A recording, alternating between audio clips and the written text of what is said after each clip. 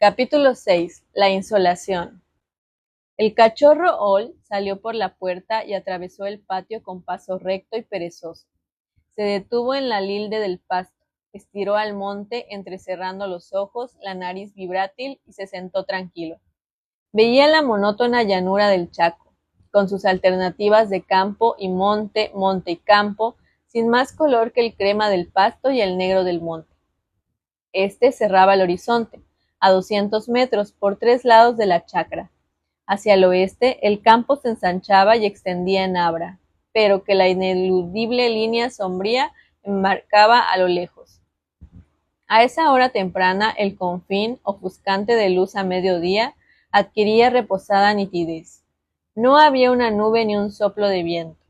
Bajo la cama del cielo plateado, el campo emanaba tónica frescura que traía al alma pensativa, ante la certeza de otro día de seca melancolía de mejor compensado su trabajo.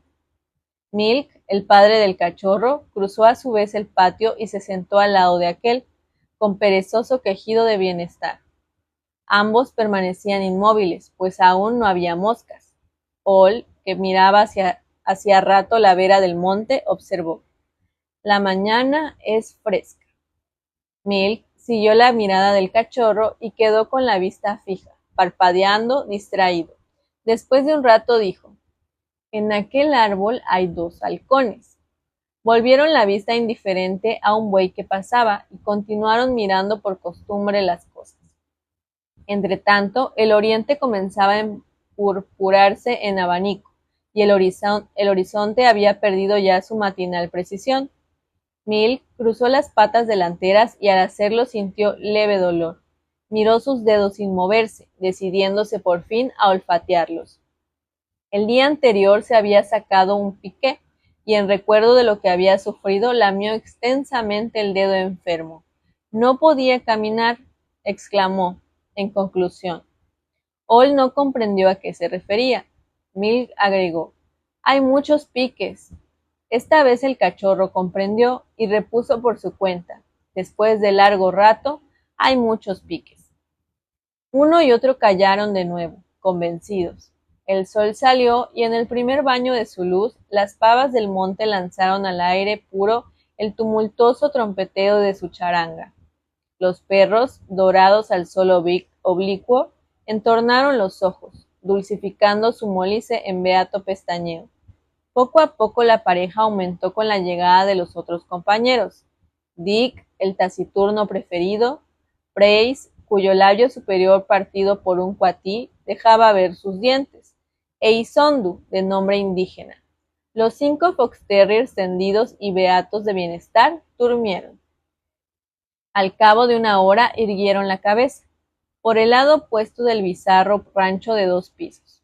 El inferior de barro y el alto de madera, con corredores y baranda de chalet, habían sentido los pasos de su dueño que bajaba la escalera. Mr. Jones, la toalla al hombro, se detuvo un momento en la esquina del rancho y miró el sol alto ya. Tenía aún la mirada muerta y el labio pendiente tras su solitaria velada de whisky, más prolongada que las habituales.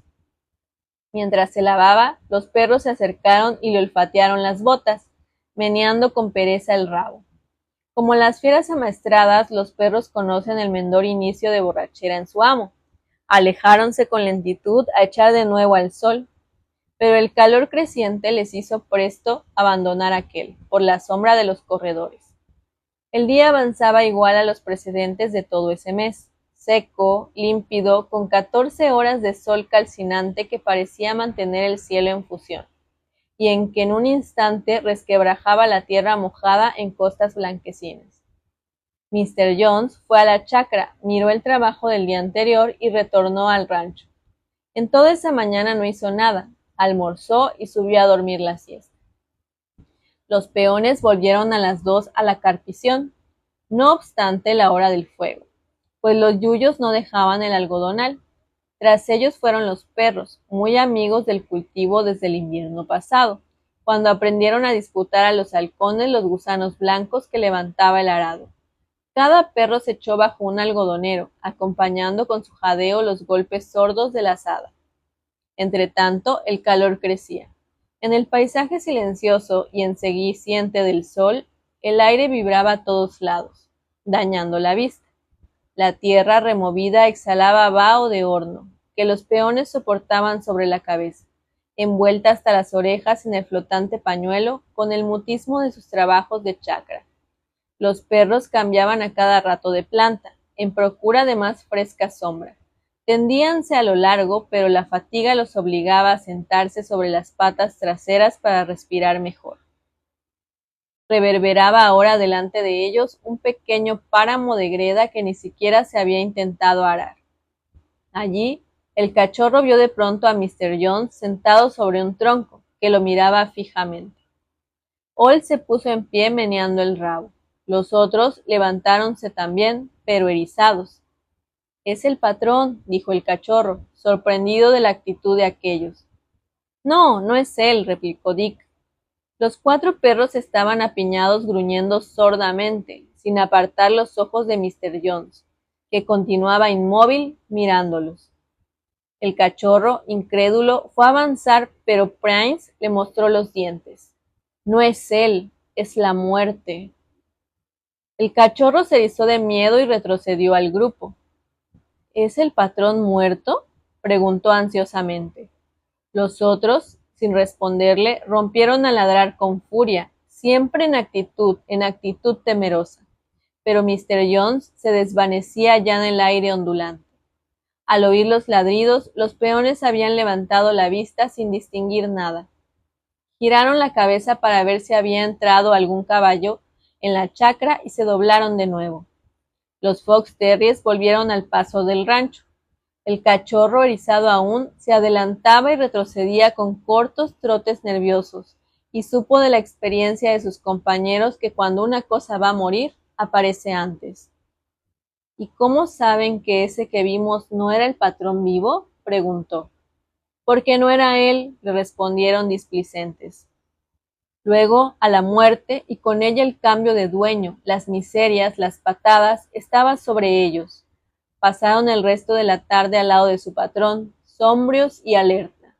Al menor ruido gruñían, sin saber hacia dónde. Por fin el sol se hundió tras el negro palmar del arroyo, y en la calma de la noche plateada, los perros estacionaron alrededor del rancho, en cuyo piso alto Mr. Jones recomenzaba su velada de whisky. A medianoche oyeron sus pasos, luego la caída de las botas en el piso de tablas, y la luz se apagó. Los perros, entonces, sintieron más el próximo cambio de dueño y solos, al pie de la casa dormida, comenzaron a llorar. Lloraban en coro, volcando sus sollozos convulsivos y secos como masticados en un aullido de desolación, que la voz cazadora de Prince sostenía, mientras los otros tomaban el sollozo de nuevo. El cachorro solo podía ladrar. La noche avanzaba y los 4 perros de edad, agrupados a la luz de la luna, el hocico extendido e hinchado de lamentos, bien alimentados y acariciados por el dueño que iban a perder, continuaban llorando a lo alto de su doméstica miseria. A la mañana siguiente, Mr. Jones fue él mismo a buscar las mulas y las unció a la carpidora, trabajando hasta las 9. No estaba satisfecho, sin embargo. Fuera de que la tierra no había sido nunca bien rastreada, las cuchillas no tenían filo, y con el paso rápido de las mulas, la carpidora saltaba. Volvió con esta y afiló sus rejas, pero un tornillo en el que ya al comprar la máquina había notado una falla, se rompió al armarla. Mandó un peón al obraje próximo, recomendándole cuidara del caballo, un buen animal pero asoleado. Alzó la cabeza al sol fundente de mediodía e insistió en que galopara ni un momento. Almorzó enseguida y subió. Los perros, que en la mañana no habían dejado un segundo a su patrón, se quedaron en los corredores. La siesta pesaba, agobiada de luz y silencio. Todo el contorno estaba brumoso por las quemazones. Alrededor del rancho la tierra blanquizca del patio deslumbraba por el sol a plomo. Parecía deformarse en trémulo hervor que adormecía los ojos parpadeantes de los fox terriers. «No ha aparecido más», dijo Milk. Hall, al oír aparecido, levantó vivamente las orejas. Incitado por la evocación, el cachorro se puso en pie y ladró buscando a qué. Al rato cayó, entregándose con sus compañeros a su defensiva cacería de moscas. No vino más, agregó Isondu. Había una lagartija bajo el raigón, recordó por primera vez Primes. Una gallina, el pico abierto y las alas apartadas del cuerpo. Cruzó el patio incandescente con su pesado trote de calor. Primes la siguió perezosamente con la vista y saltó de golpe. ¡Viene otra vez! Gritó. Por el norte del patio avanzaba solo el caballo en que había ido el peón. Los perros se arquearon sobre las patas, ladrando con furia a la muerte que se acercaba. El caballo caminaba con la cabeza baja, aparentemente indeciso sobre el rumbo que debía seguir. Al pasar frente al rancho, dio unos cuantos pasos en dirección al pozo y se desvaneció progresivamente en la cruda luz. Mr. Jones bajó. No tenía sueño. Disponíase a proseguir el montaje de la carpidora cuando vio llegar inesperadamente al peón a caballo. A pesar de su orden, tenía que haber galopado para volver a esa hora. Apenas libre y concluida su misión, el pobre caballo, en cuyos ijares era imposible contar los latidos, tembló agachando la cabeza y cayó de costado. Mr. Jones mandó a la chacra, todavía de sombrero y de rebenque, al peón para no echarlos y continuaba oyendo sus jesuitas disculpas. Pero los perros estaban contentos. La muerte, que buscaba a su patrón, se había conformado con el caballo. Sentíanse alegres, libres de preocupación, y en consecuencia disponíanse a ir a la chacra tras el peón, cuando oyeron a Mr. Jones que le gritaba pidiéndole el tornillo. No había tornillo, el almacén estaba cerrado, el encargado dormía. Mr. Jones, sin replicar, descolgó su casco y salió él mismo en busca del utensilio. Resistía el sol como un peón y el paseo era maravilloso contra su mal humor. Los perros salieron con él, pero se detuvieron a la sombra del primer algarrobo. Hacía demasiado calor. Desde allí, firmes en las patas, el ceño contraído y atento, veían alejarse a su patrón. Al fin, el temor a la soledad pudo más, y con agobiado trote siguieron tras él. Mr. Jones obtuvo su tornillo y volvió. Para cortar distancia, desde luego, evitando la polvorienta curva del camino, marchó en línea recta a su chacra. Llegó al riacho y se internó en el pajonal. El diluviado pajonal del Saladito, que ha crecido, secado y retoñado desde que hay paja en el mundo, sin conocer fuego. Las matas, arqueadas en bóveda a la altura del pecho, se entrelazaban en bloques macizos. La tarea de cruzarlo sería ya con día fresco. Era muy dura esa hora. Mr. Jones lo atravesó, sin embargo, braceando entre la paja restallante y polvorienta por el barro que dejaban las crecientes, ahogado de fatiga y acres vaos de nitratos. Salió por fin y se detuvo en la linde, pero era imposible permanecer quieto bajo ese sol y ese cansancio. Marchó de nuevo. Al calor quemante que crecía sin cesar desde hace 3 días atrás, agregábase ahora el sofocamiento del tiempo descompuesto. El cielo estaba blanco y no se sentía un soplo de viento. El aire faltaba, con angustia cardíaca que no permitía concluir la respiración. Mr. Jones adquirió el convencimiento de que había traspasado su límite de resistencia. Desde hacía rato le golpeaba en los oídos el latido de las carótidas. Sentíase en el aire, como si dentro de la cabeza le empujaran el cráneo hacia arriba. Se marcaba mirando el pasto. Apresuró la marcha para acabar con eso de una vez, y de pronto volvió en sí y se halló en distinto paraje. Había caminado media cuadra sin darse cuenta de nada. Miró atrás y la cabeza se le fue en un nuevo vértigo. Entretanto, los perros seguían tras él, trotando con toda la lengua de fuera. A veces asfixiados, deteníanse en la sombra de un espartillo, se sentaban precipitando su jadeo para volver enseguida al tormento del sol. Al fin, como la casa estaba ya próxima, apuraron el trote. Fue en ese momento cuando Hall, que iba adelante, vio tras el alambrado de la chacra a Mr. Jones, vestido de blanco, que caminaba hacia ellos. El cachorro, con súbito recuerdo, volvió la cabeza a su patrón y confrontó.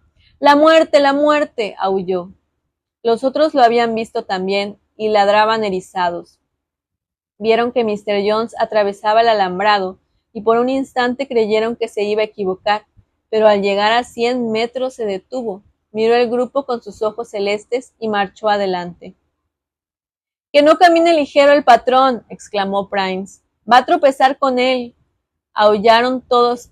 En efecto, el otro, tras breve hesitación, había avanzado, pero no directamente sobre ellos como antes, sino en línea oblicua y en apariencia errónea, pero que debía llevarlo justo al encuentro de Mr. Jones. Los perros comprendieron que esta vez todo concluía, porque su patrón continuaba caminando a igual paso, como un autómata, sin darse cuenta de nada.